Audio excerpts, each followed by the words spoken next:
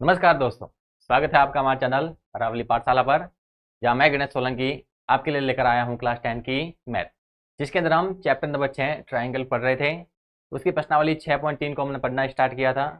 उसका पहला, दूसरा, तीसरा, चौथा सवाल हमारे हो गए थे। आज हम सवाल नंबर 5 से स्टार्ट करेंगे। तो क्लास के एंड तक आपको इसके साथ बने रहना है।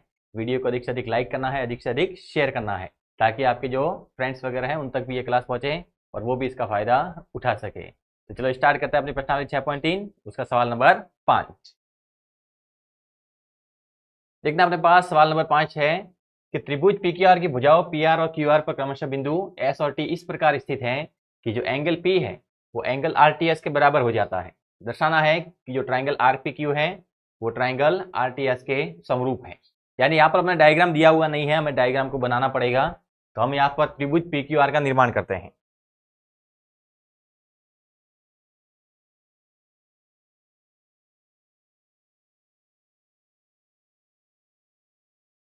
एक त्रिभुज बनाते हैं जिसका नाम रखते हैं PQR।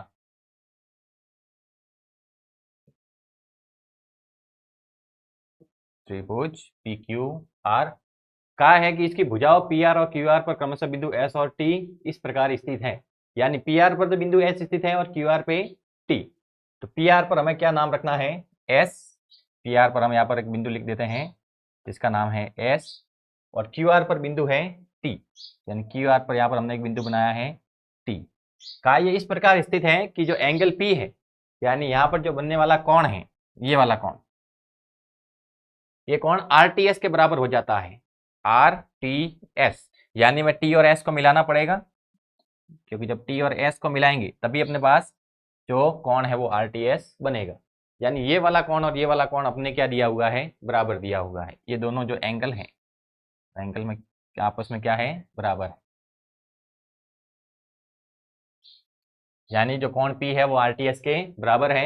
हमें दर्शाना है कि जो त्रिभुज RPQ है, RPQ यानी ये वाला त्रिभुज, ये समरूप है RTS के, RTS के।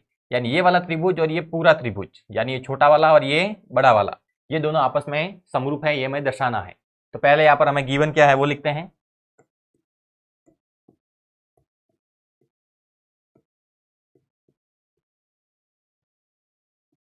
अपने पास दिया हुआ क्या है? अपने पास दिया हुआ है कि जो त्रिभुज PQR है, त्रिभुज PQR, और उसके अंदर हमें दिया हुआ है कि जो एंगल P है वो एंगल RTS के बराबर है। अपने पास त्रिभुज PQR दिया हुआ है जिसके अंदर जो कोण P है वो RTS के बराबर है। प्रूव क्या करना है हमें?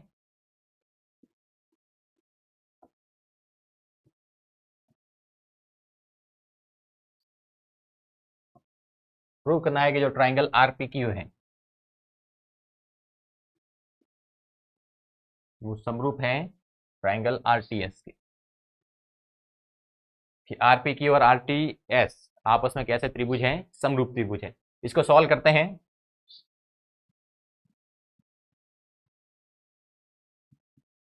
देखना हमें किसे किसे समरूप दिखाना है।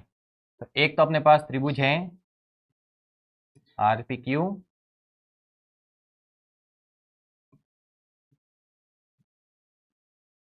और एक अपने पास त्रिभुज है RTS।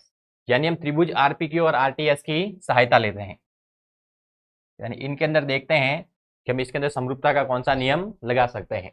जब RPQ और RTS को देखते हैं तो RPQ और RTS दोनों के अंदर जो एंगल R है वो दोनों के अंदर ही आ रहा है, यानी इसको कॉमन एंगल बोलेंगे, वो वेनिश हो जाएगा। तो यहाँ पर हम लिखेंगे कि एंगल R बराबर एंगल R। ये जो एंगल R है वो RPQ में भी है और RTS में भी है।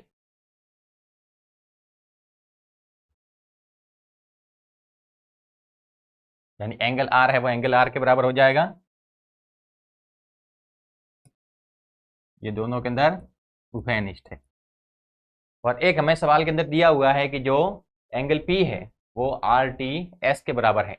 यानी ये T पर बनने वाला एंगल और P पर बनने वाला एंगल आपस में क्या है? बराबर है। तो लिखेंगे कि एंगल P बराबर एंगल RTS। ये हमें सवाल में दिया हुआ है। यानी दोनों त्रिभुजों के अंदर जब हम देखते हैं तो हमें दो कोण आपस में क्या मिल जाते हैं, बराबर। एंगल आर है वो तो कॉमन है, और पी और टी है वो हमें सवाल में इक्वल दिए हुए हैं, यानी दो एंगल पता है तो तीसरा एंगल निकालने की जरूरत नहीं है। हम एंगल के क्राइटेरिया के आधार पर इसको कह सकते हैं कि जो दोनों त्रिभुज है वो कैसे हैं, समरूप हैं। अतः एंगल के नियम द्वारा, एंगल के नियम द्वारा जो ट्राइंगल अपने पास आर पी क्यू है वो ट्राइंगल आर टी एस के बराबर हो जाएगा। यानी आर है वो आर के इक्वल है, पी पर बनने वाला जो एंगल है वो टी पर बनने वाला एंगल के इक्वल है, और क्यू पर बनने वाला एंगल है वो एस के बराबर हो जाएगा। यानी ये वाला एंगल और ये वाला एंगल आपस में क्या हो जाएंगे, बराबर हो जाएंगे। नेक्स्ट क्वेश्चन, क्या अपने पास आकृति दी हुई है, डायग्राम सवाल के अंदर बना हुआ है। इसके अंदर कहा गया है कि A B सर्वांगसम A C D, यानी ए बी ई, यानी ये वाला त्रिभुज ए बी और ई,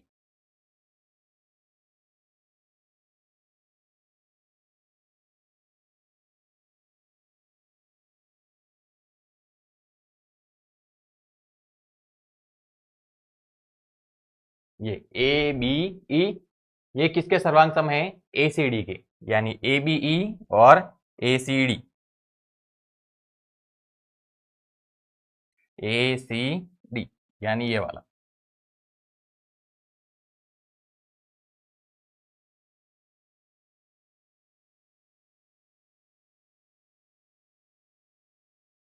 ये जो अपने पास दो ट्राइंगल दिए हुए हैं वो आपस में सर्वांग सम है, यानी ये दोनों त्रिभुज आपस में सर्वांग सम सवाल में दिए हुए हैं। अब सर्वांग सम इसका मतलब इसके छह के छह जो पार्ट हैं वो आपस में इक्वल हो जाएंगे, यानी तीनों भुजा आपस में बराबर होगी और तीनों के तीनों कोण आपस में बराबर हो जाएंगे। तो हमें प्रूव करना है कि जो ट्राइंगल एडीई है, यानी ये ऊपर वाला छोटा त्रिभुज, ये समरूप है त्रिभुज एबीसी के, यानी ये बड़े वाले त्रिभुज के समरूप आ रहा है। यानी छोटा वाला त्रिभुज और ये बड़ा वाला त्रिभुज हमें आपस में क्या दिखाना है, समरूप दिखाना है। जबकि ये ए बी ई और ए सी डी ये आपस में सर्वांग सम दिए हुए हैं। तो पहले में गिवन क्या है वो लिखते हैं।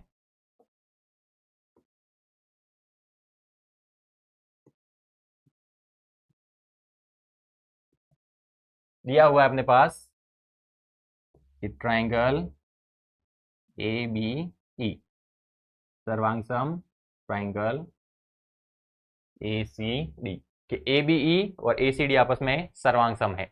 इसका मतलब जो एंगल ए है वो एंगल ए के इक्वल हो जाएगा, बी है वो सी के इक्वल हो जाएगा, ई है वो डी के इक्वल हो जाएगा, और ये ए बी वाली भुजा है वो ए सी के बराबर हो जाएगी, बी वाली भुजा है वो सी डी के बराबर हो जाएगी, और ए ई वाली भुजा है वो ए डी के बराबर हो जाएगी।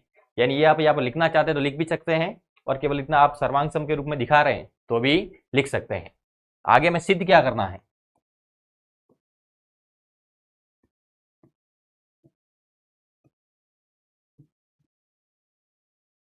सिद्ध करना है कि जो ट्राइंगल एडीई है वो समरूप है ट्राइंगल एबीसी के, यानी ऊपर वाला ये छोटा त्रिभुज और ये बड़ा वाला त्रिभुज, ये दोनों आपस में क्या दिखाने हैं, हमें समरूप दिखाने हैं। सॉल्व करते हैं। देखना, हमें सवाल में ये सर्वांग सम दिया हुआ है, यानी जो ट्राइंगल ए बी ई है वो सर्वांग सम है ट्राइंगल ए सी डी के। इसका मतलब क्या हुआ, इसका मतलब ये हुआ कि जो एंगल ए है वो एंगल ए के बराबर हो जाएगा, जो एंगल बी है वो एंगल सी के बराबर हो जाएगा, और जो एंगल ई है वो एंगल डी के बराबर होगा। सर्वांग सम है तो इनके जो संगत कोण होंगे वो आपस में क्या हो जाएंगे, बराबर। तो ए के बराबर, बी है वो सी के बराबर, और ई है वो डी के बराबर। ये हमने एंगल इक्वल लिखे। यहाँ से जो भुजाएं होगी वो भी आपस में बराबर होगी।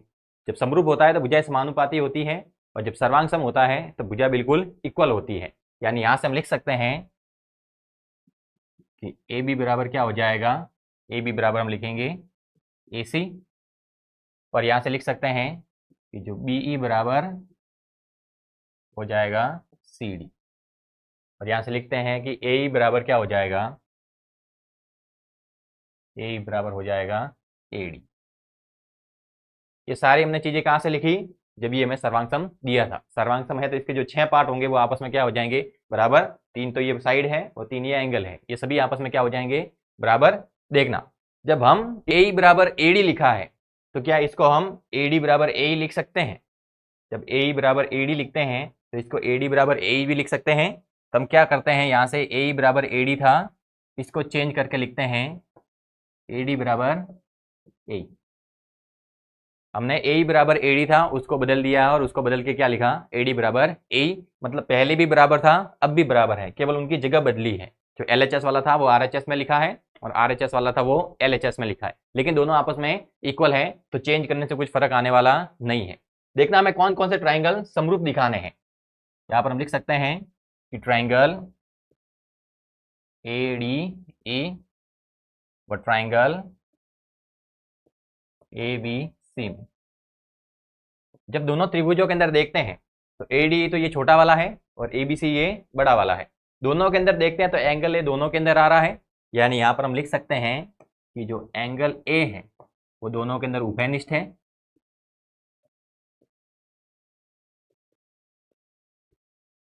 एंगल ए है वो दोनों के अंदर क्या आ गया, उभयनिष्ठ। अब देखना, इसके साथ में अगर दूसरे एंगल निकालने हैं तो हमें एंगल ये डी छोटा वाला निकालना पड़ेगा और एंगल ई ये छोटा वाला निकालना पड़ेगा, जो कि हमें किसी और के इक्वल दिया हुआ नहीं है। यानी यहां से हम दूसरे एंगल अगर निकालना भी चाहे तो वो नहीं निकलेंगे।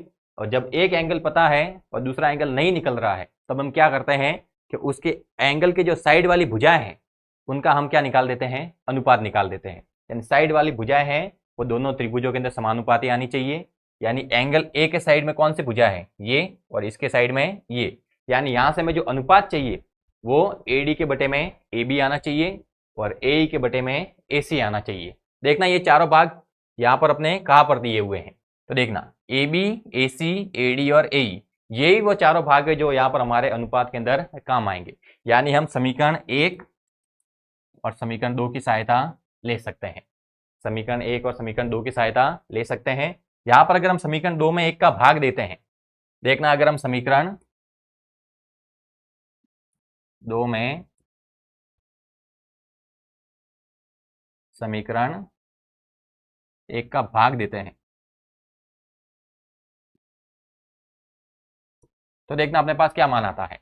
समीकरण 2 है अपने पास ए डी बराबर ए, और जो समीकरण 1 है वो अपने पास है ए बी बराबर ए सी। देखना जैसे ही हमने भाग दिया तो अपने पास यहाँ पर अनुपात मिला है ए डी बटे ए बी, यानी ए डी छोटे वाले त्रिभुज की भुजा और ए बी है वो बड़े वाले त्रिभुज की भुजा। यानी एक साइड वाला अनुपात बराबर आ गया और ए ई बराबर ए सी, यानी इधर ए ई है और बड़े वाले त्रिभुज की भुजा क्या है, ए सी।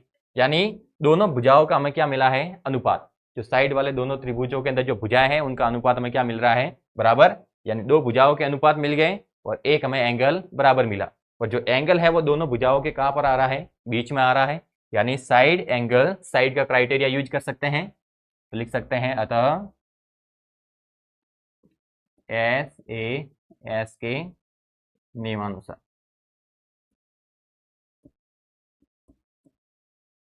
जो त्रिभुज एडीई है समरूप हो जाएगा त्रिभुज एबीसी के। यानी हमें जो सर्वांग दिया था वही से सारी वैल्यू में मिल रही है। सर्वांग दिया था उसके अंदर कहा था एंगल ए के बराबर है, तो वही हमने एंगल ए के बराबर लिखा है, उभयनिष्ठ आ रहा था दोनों के अंदर। और यहाँ से जब ये सर्वांग दिया था तो भुजाओं के हमने बराबर मान लिखे थे, और भुजाओं को जब बराबर लिखा तो वहां पर हमने समीकरण 2 के अंदर समीकरण 1 का क्या दिया है, भाग। देखना समीकरण 2 और समीकरण 1 की मदद क्यों ली, इस वाले भाग को क्यों काम में नहीं लिया, क्योंकि हमें इन्हें समरूप लाना है। और यहाँ से अगर हम अनुपात भी लिखेंगे तो एडी के बटे में क्या आना चाहिए, ए बी आना चाहिए, इसलिए हमने ए डी और ए बी वाला भाग लिया। और यहाँ पर ए के बटे में क्या आना चाहिए था, ए सी, इसलिए हमने ए और ए सी वाला भाग लिया। यानी इसको समीकरण 1 का, इसको समीकरण 2 कहा, और समीकरण 2 में 1 का भाग दिया तो अपने पास दो भुजाओं के अनुपात मिले और साइड साथ में एक बीच वाला एंगल मिला। यानी साइड एंगल, साइड का क्राइटेरिया यूज किया और उसकी सहायता से दोनों त्रिभुजों को हमने क्या दिखाया है, समरूप दिखाया है। नेक्स्ट क्वेश्चन देखना, आकृति दी हुई है अपने पास सवाल में, जिसके अंदर कहा है कि त्रिभुज एबीसी के शीर्ष लंब एडी और सी परस्पर बिंदु पी पर प्रतिच्छेद करते हैं। शीर्ष लंब दिए हैं, एक तो अपने पास AD और एक है CE। कहां पर प्रतिच्छेद कर रहे हैं? P पर। दर्शाना है कि जो ट्राइंगल AEP है, AEP यानी ये वाला ट्राइंगल,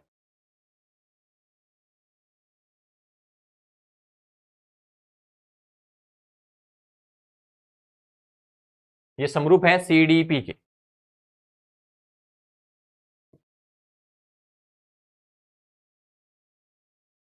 यानी ये लाल वाला और ये ब्लैक वाला, दोनों ये जो त्रिभुज है वो आपस में क्या आ रहे हैं? समरूप आ रहे हैं। ये हमें सिद्ध करना है। देखना अपने पास गिवन क्या है।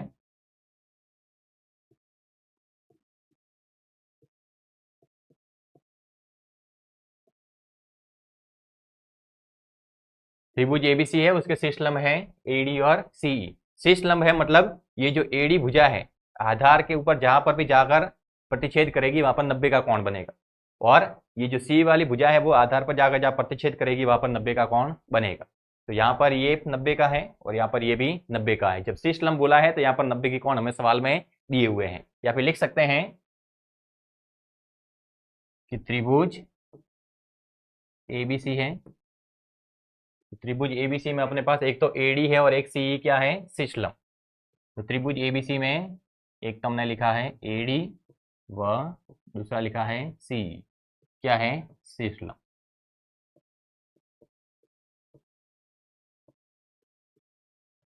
शीर्ष लंब है मतलब D पर भी 90 का कोण बनेगा, E पर भी 90 का कोण बनेगा। सिद्ध क्या करना है?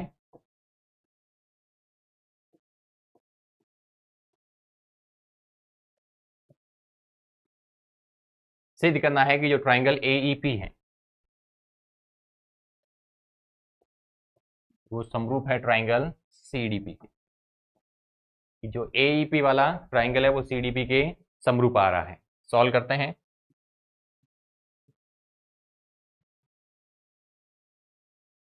कहा है AEP और CDP। देखना ये जो P पर जो एंगल बन रहा है वहां पर जो शीर्ष देखते हैं तो एक दूसरे के सामने है, यानी ये शीर्षाभिमुख कोण हो सकता है।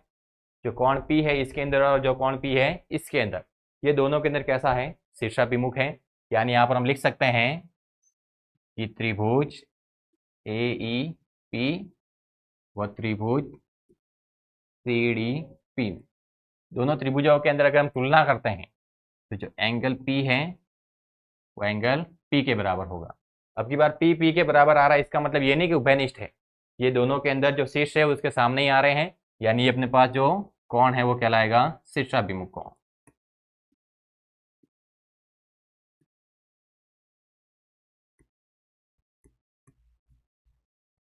कोण क्या हो जाएगा? शीर्षाभिमुख कोण। अब देखना जब दोनों त्रिभुजों को देखते हैं AEP और CDP में, तो देखना E के अंदर यहाँ पर 90 का कोण बन रहा है, क्योंकि इधर 90 का बना है, मतलब इधर भी जो कोण आएगा वो कितने का आएगा? 90 का। और D पर भी कितने का बन रहा है? 90 का। यानी एंगल E है वो किसके बराबर हो जाएगा? एंगल D के। तो यहाँ पर लिख सकते हैं कि जो एंगल E है वो बराबर है एंगल D के। समकोण है। क्या है? समकोण। देखो 90 का एंगल बन रहा था। देखना हम केवल 90 के एंगल के आधार पर भी कह सकते थे कि RHS के नियम के द्वारा दोनों त्रिभुज क्या हो जाएंगे? अपने पास समरूप हो जाएंगे। लेकिन हमें दूसरा एंगल आसानी से मिल रहा था तो हमने यहाँ पर एंगल का क्राइटेरिया यूज किया है। तो यहाँ पर लिखेंगे एंगल के नियम से।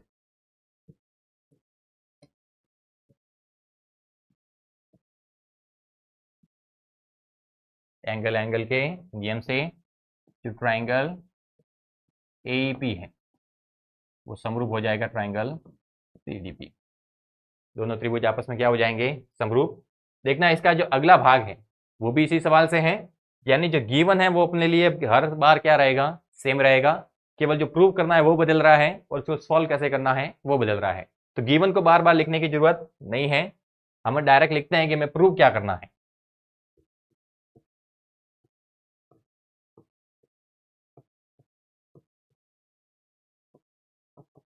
अब की बार सिद्ध क्या करना है कि जो ट्राइंगल ABD है, ABD यानी ABD ये वाला ट्राइंगल, ये समरूप है CBE के।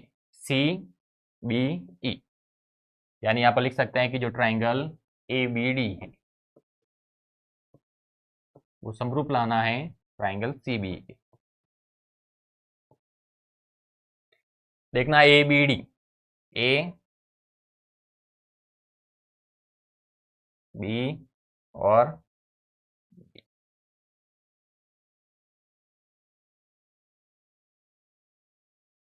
ये वाला ट्राइंगल समरूप लाना है CBE के।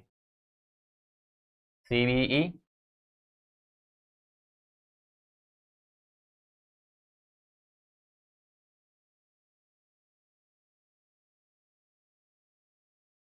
इन दोनों ट्राइंगल को मैं क्या बताना है, समरूप बताना है। देखते हैं, अगर इन दोनों त्रिभुजों की तुलना करते हैं,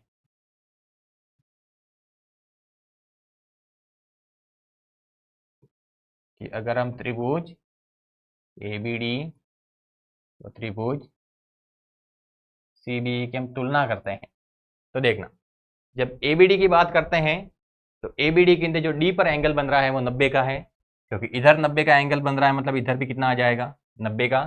और जब CBE की बात करते हैं तो E पर एंगल कितना आ रहा है, 90 का आ रहा है, मतलब एंगल D है वो एंगल E के बराबर है, 90 डिग्री।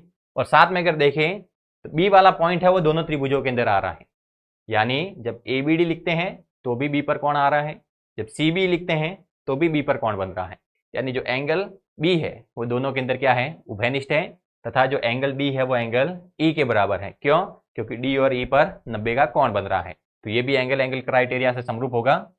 लिख सकते हैं कि जो एंगल B है वो एंगल B के बराबर हो जाएगा, दोनों के अंदर आ रहा है, यानी ये उभयनिष्ठ है।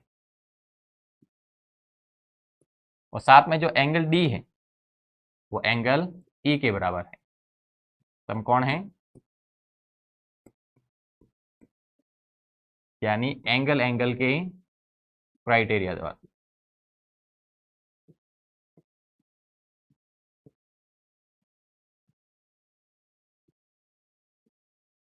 जो त्रिभुज ABD है समरूप हो जाएगा त्रिभुज CBE के। ABD और CBE दोनों त्रिभुज आपस में क्या आ जाएंगे, समरूप। B पर एंगल इक्वल आ रहेगा क्योंकि जो कॉमन है, और D और E 90 डिग्री के एंगल है, राइट एंगल है, तो ये दोनों आपस में क्या हो जाएंगे, इक्वल। अगला सेम है, लेकिन यहाँ पर पूछा गया है कि त्रिभुज AEP है वो समरूप आना चाहिए ADB की। AEP यानी AEP ये वाला त्रिभुज, और ADB ये वाले त्रिभुज, ये कैसे आने चाहिए, समरूप। त्रिभुज बोला है AEP,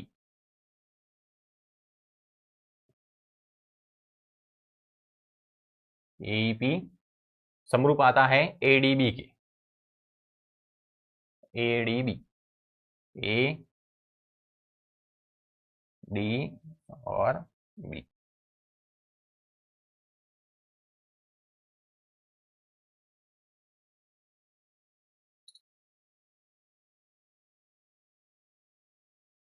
यानी ये छोटा वाला त्रिभुज और ये बड़ा वाला त्रिभुज दोनों कैसे आने चाहिए, समरूप आने चाहिए। गिवन तो सेम है, सिस्टम दिए हुए हैं।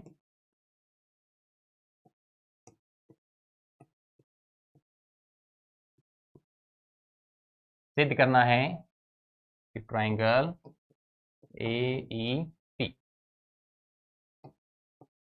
समरूप ट्राइंगल ADB।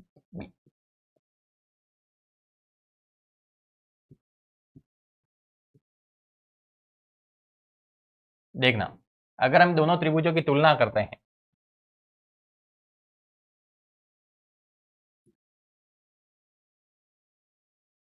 जब दोनों त्रिभुजों की हम तुलना करते हैं तो हम पाते हैं कि जो अपने पास छोटा वाला त्रिभुज है AEP उसमें E पर 90 का कोण बन रहा है, जबकि जो बड़ा वाला त्रिभुज है ADB उसके अंदर D पर 90 का कोण बन रहा है।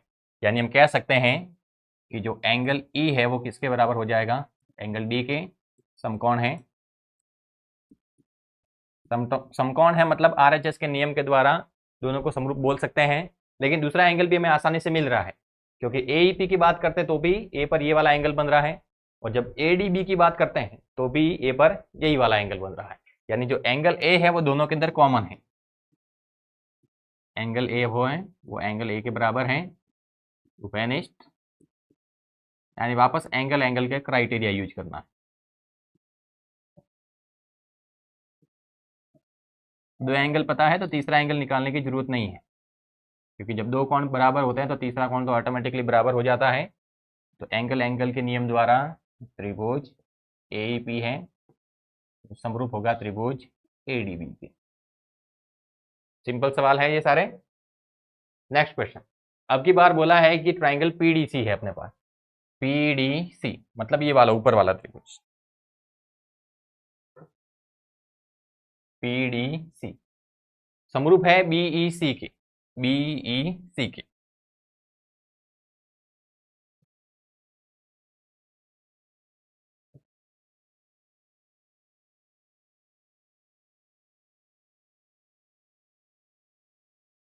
सेम वही बात कि जब हम पीडीसी की बात करते हैं तो डी पर 90 का एंगल बन रहा है, और जब बीईसी की बात कर रहे हैं तो ई पर 90 का एंगल बन रहा है, मतलब 90 का एंगल बराबर है।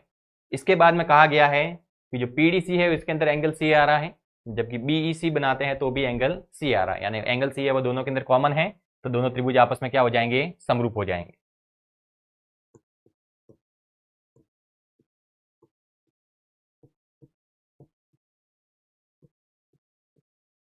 ये जो ट्राइंगल पीडीसी है समरूप आना चाहिए ट्राइंगल बीईसी के।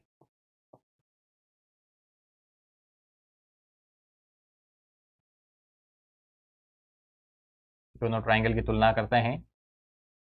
ट्राइंगल पीडीसी ट्राइंगल बीईसी में दोनों त्रिभुजों के अंदर तुलना करते हैं, तो जो एंगल डी है वो एंगल ई के बराबर आ रहा है। पीडीसी में एंगल डी है और बीईसी में एंगल ई है, जो डी है वो एंगल ई के बराबर हो जाएगा, समकोण है। एक चीज तो ये, और पीडीसी में एंगल सी आ रहा है और बीईसी के अंदर भी एंगल सी आ रहा है, यानी एंगल सी है वो दोनों के अंदर कॉमन है।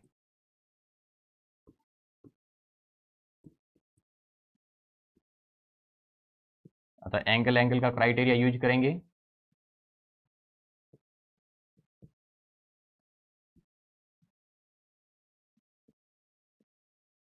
एंगल एंगल के क्राइटेरिया से जो ट्राइंगल पीडीसी है वो समरूप हो जाएगा ट्राइंगल बीईसी के।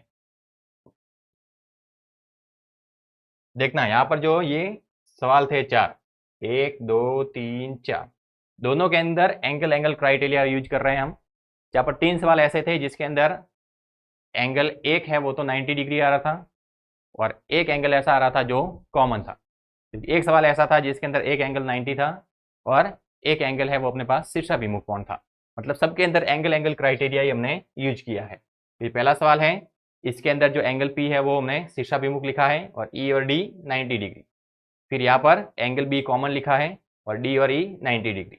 यहाँ पर ई और डी 90 डिग्री है और एंगल ए है वो उभयनिष्ठ है। फिर यहाँ पर एंगल सी है वो उभयनिष्ठ है और डी है वो ई के इक्वल है। अगला सवाल अपने पास कि समांतर चतुर्भुज एबीसीडी की बढ़ाई गई भुजा एडी पर स्थित ई एक बिंदु है तथा बीई भुजा सीडी को एफ पर प्रतिच्छेद करती है। दर्शाइए कि त्रिभुज एबीई है वो समरूप है त्रिभुज सीएफबी की। एबीसीडी का निर्माण करना है, समांतर चतुर्भुज दिया हुआ है।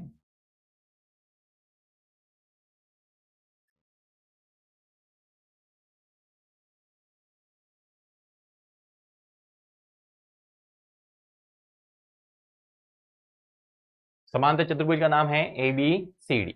देखना जब भी ये कोई समांतर चतुर्भुज वगैरह का नाम लिखते हैं तो हमें ध्यान रखना है कि क्रम को तोड़ना नहीं, एक ही सीक्वेंस में चलते रहना है, यानी या तो क्लॉकवाइज चले या फिर एंटी क्लॉकवाइज, घड़ी की दिशा में चलना है या फिर घड़ी की दिशा के विपरीत। हम यहाँ से स्टार्ट करते हैं ए, फिर बी, फिर सी, और ये वाला पॉइंट हो गया अपने पास डी। कहा है कि एबीसीडी की बढ़ाई गई भुजा एडी पर, यानी एडी को बढ़ाना है। अब देखना अगर यहाँ पर डीए लिखा होता तो इस भुजा को हम ऊपर की ओर बढ़ाते, यानी डी से स्टार्ट करते और ए की तरफ जाते। यहाँ पर लिखा है एडी, मतलब ए से स्टार्ट करना है और डी की ओर जाना है, यानी ए से चलना है डी की ओर, तो एडी तो इधर आएगा। अब यहाँ पर आगे बढ़ाते हैं तो एक बिंदु आता है ई, यानी एबीसीडी की बढ़ाई गई भुजा पर स्थित ई एक बिंदु है, यानी AD को आगे बढ़ाते हैं, आगे बढ़ाया तो यहाँ पर अपने पास एक क्या आया, बिंदु E, तथा BE भुजा CD को F पर प्रतिच्छेद करती है। कौन सी भुजा?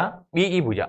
अब E यहाँ पर है, B यहाँ पर है, फिलहाल तो ये रेखा नहीं है, हमें कहा है कि जो BE है वो अपने पास भुजा है, यानी इसको रेखा के रूप में लिखना है। तो B और E को आपस में जब मिलाएंगे तभी अपने पास भुजा बनेगी। तो B और E को हम क्या कर देते हैं, मिला देते हैं, यानी B और E को हमने क्या कर दिया, मिला दिया। अब जैसे ही B भुजा को हमने मिलाया तो यहाँ पर अपने पास जो CD रेखा थी वो प्रतिच्छेद हो रही है। अब CD रेखा को ये कहाँ पर प्रतिच्छेद कर रही है, F पर। कहा है कि B भुजा है वो CD को F पर प्रतिच्छेद कर रही है, मतलब जैसे ही हमने B भुजा बनाई तो ये B भुजा है वो CD को यहाँ पर प्रतिच्छेद कर रही थी, इसका नाम क्या रखा हमने, F रखा है। दर्शाना है कि त्रिभुज ABE, यानी त्रिभुज ABE ये वाला जो बड़ा वाला त्रिभुज है वो समरूप है CFB के, CFB के, यानी इसके बराबर।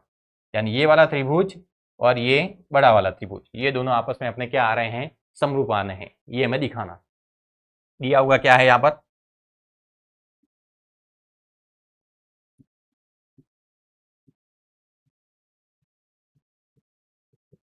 दिया हुआ है कि समांतर चतुर्भुज ABCD है। समांतर चतुर्भुज क्या है, ABCD, यानी हम कह सकते हैं कि AB समांतर क्या है, CD, और BC समांतर क्या है, AD। समांतर चतुर्भुज का मतलब तो ये हुआ कि आमने सामने की जो भुजाएं होगी वो कैसी होगी, समांतर होगी। तो लिखेंगे समांतर चतुर्भुज ABCD।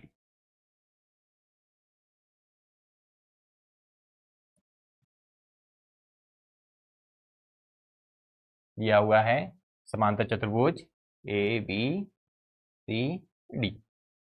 अतः इसका मतलब क्या हो जाएगा कि जो AB भुजा है, जो AB भुजा है वो DC के समांतर कहलाएगी, तथा जो AD भुजा है वो अपने पास BC के समांतर हो।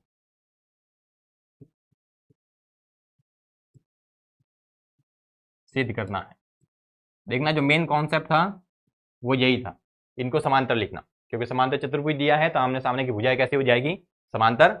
सिद्ध क्या करना है कि जो त्रिभुज ABE है, ABE है वो समरूप है त्रिभुज CFB के, कि जो ABE ये किसके समरूप आना चाहिए, CFB के।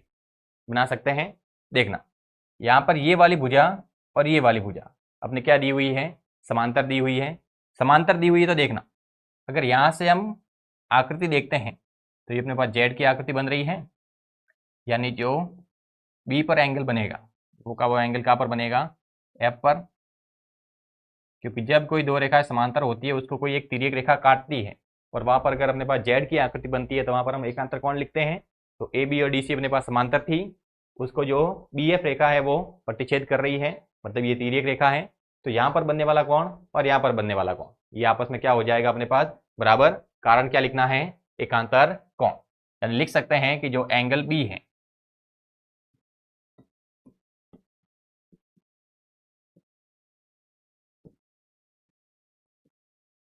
त्रिभुज ABE और त्रिभुज CFB, अगर हम कंपैरिजन करते हैं, तुलना करते हैं, तो हमें मिलता है कि जो एंगल B है वो किसके बराबर है, एंगल F के। कारण क्या लिखेंगे, एकांतर कोण। देखना एक कोण तो मिल गया है, अगर इसके अंदर हम एक कोण और ढूंढ ले, एक कोण अगर हम और ढूंढते हैं तो इसको एंगल के क्राइटेरिया से हम समरूप दिखा सकते हैं। तो जो B है वो तो किसके बराबर आ गया है, F के। देखना यहां पर हमने कहा है कि ABE और CFB की तुलना करनी है, तो अपने पास जो B वाला एंगल है वो तो किसके बराबर आ गया, F के। देखना क्या एंगल A है वो C के बराबर आएगा, जो एंगल A है वो क्या एंगल C के बराबर आ सकता है, आ सकता है, क्योंकि जो समांतर चतुर्भुज होता है उसके जो सम्मुख कोण होते हैं वो आपस में क्या होते हैं, बराबर होते हैं। तो यहाँ पर लिख सकते हैं कि जो एंगल A है वो किसके बराबर आएगा, एंगल C के। यहाँ पर हमने कहा कि जो एंगल A है वो किसके बराबर है, एंगल C के। रीजन क्या दिया, क्योंकि ये ABCD है वो समांतर चतुर्भुज है, जहाँ पर A और ये सी वाला पॉइंट है वो एक दूसरे के सामने आ रहे हैं, यानी जो सम्मुख कोण होते हैं वो समांतर चतुर्भुज में क्या होते हैं, बराबर। लिख सकते हैं समांतर चतुर्भुज के सम्मुख कोण बराबर होते हैं।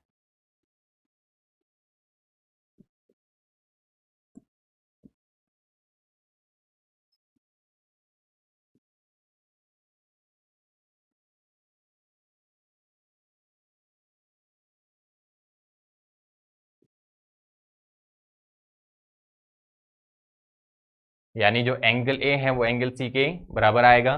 एक एंगल तो हमें एकांतर कोण से मिला और एक एंगल हमने समांतर चतुर्भुज के गुणधर्म का इस्तेमाल किया, यानी एंगल ए बराबर एंगल सी और एंगल बी बराबर एंगल एफ। एंगल एंगल का क्राइटेरिया हो गया, अतः ए के नियमानुसार ए के नियमानुसार जो त्रिभुज ए बी ई है वो समरूप होगा त्रिभुज सी एफ बी के।